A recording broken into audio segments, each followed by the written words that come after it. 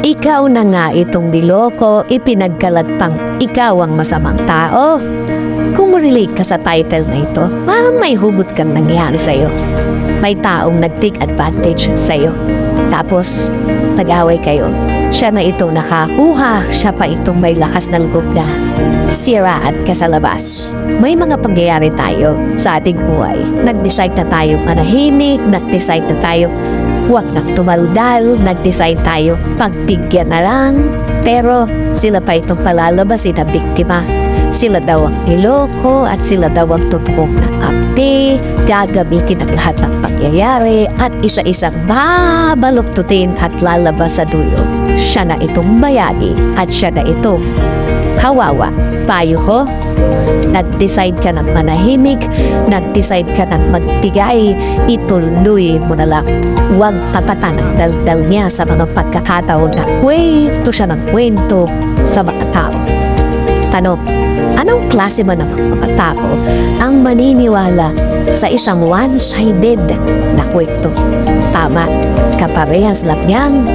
Chismosa, mga taong nadinira din ng iba. In short, mga kaligan niya. Ang katotohanan ay mas maingay sa kasinungaling. Yan ang magiging kakampi mo hanggang dulo. Yan ang magtatangkoy sa iyo hanggang sa dulo.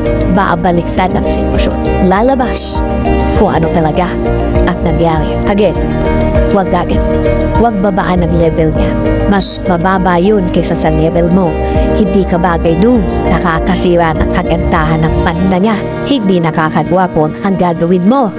Panatilihin mo ang dignidad mo, panatilihin mo ang pagkadesente mo. Sa sobrang daldal niya, magse-self-distract yan. Alam mo naman ang kasinungalingan para mag-maintain mo yan. Gagwardyan yan ng isa pang kasinungalingan. Hanggang isang araw ang buong kwento na ay magiging kathan-isip na lang. Gudi-gudi, imagination. Huwag kang magkalala. The more na ikinakalat niya ang mali, kahit na siya itong kiliti, hindi gumaganda ang itsura niya.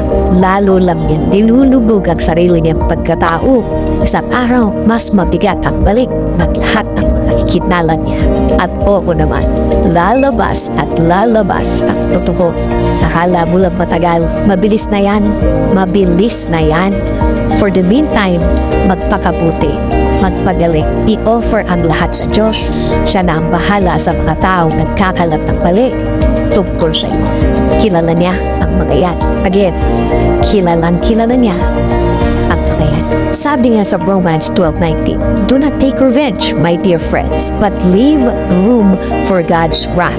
For it is written, it is mine to avenge, I will repay, says the Lord.